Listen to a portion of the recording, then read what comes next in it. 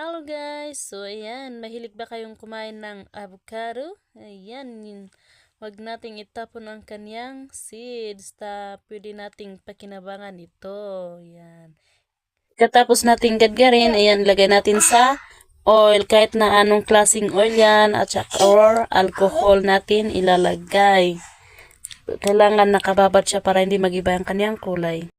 Maglalagay tayo sa alcohol. Wait lang.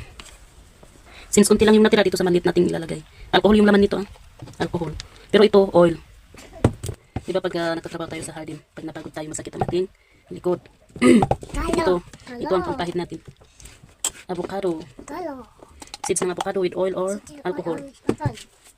Yung oil na ito, anti-stretch mark yung oil. Ginagamit ko sa aking stretch mark. Ito, alcohol. Yun lang po. Try nyo rin kung gusto nyo. Try. Hello guys! So ayan, mahilig ba kayong kumain ng avocado? Ayan, wag nating itapon ang kanyang seeds. Pwede nating pakinabangan ito. Ayan.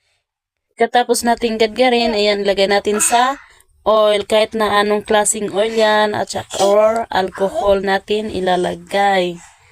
Kailangan nakababad siya para hindi mag-iba ang kanyang kulay. Maglalagay tayo sa alcohol. Wait lang. Since unti lang yung natira dito sa maliit nating ilalagay. Alcohol yung laman nito, alcohol. Pero ito, oil. Diba pag nagtatrabaho tayo sa hardin, pag napagod tayo, masakit ang ating likod. ito ang pampahid natin. Avocado.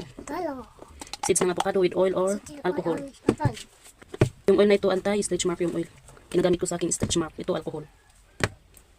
Yun lang po. Try nyo rin kung gusto nyo.